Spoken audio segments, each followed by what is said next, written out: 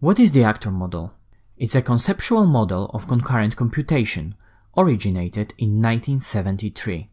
In the actor model, an actor is a fundamental unit of computation. Everything is an actor. The only allowed operations for an actor are to create another actor, to send a message, or to designate how to handle the next message. First two operations are quite easy to understand. Let's focus on the last one. An actor can hold its own private state, and it can decide how to process the next message based on that state. Let's imagine an actor that stores a total balance of our account. If our actor receives a message with a new transaction, it updates its state by adding the new amount to the already calculated total balance, which means that for the next message, the state of the actor will be different. Actors are lightweight, and it's easy to create thousands or even millions of them, as they require fewer resources than threads. Now let's have a look at the actors in more details. Actors are isolated from each other, and they do not share memory. They have a state, but the only way to change it is by receiving a message. Every actor has its own mailbox, which is similar to a message queue. Messages are stored in actors' mailboxes until they are processed. Actors, after created, are waiting for messages to arrive. Actors can communicate with each other only through messages. Messages are sent to actors' mailboxes and processed in FIFO order. Messages are simple, immutable data structures that can be easily sent over the network. Conceptually, an actor can handle only one message at a time. Actors are decoupled.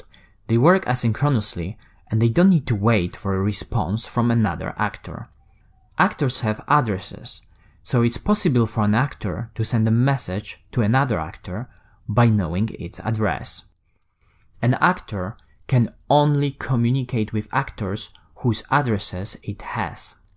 An actor has addresses of the actors it has itself created, and it can obtain other addresses from a message it receives.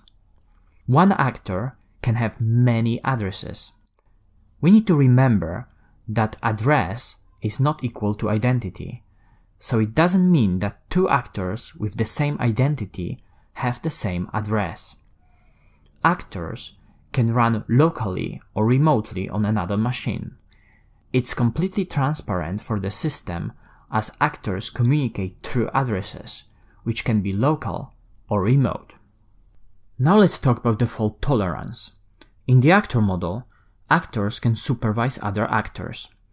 An actor can supervise the actors it creates and can decide what to do in case of failure.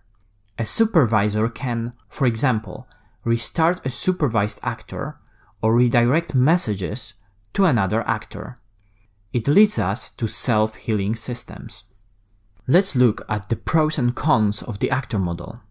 Pros: easy to scale, fault tolerance, geographical distribution, and we can avoid a lot of concurrency issues by not sharing state. Cons: actors are susceptible to deadlocks and overflowing mailboxes. We need to remember that the actor model is only a conceptual model, and a lot of properties of your system depends on the chosen implementation.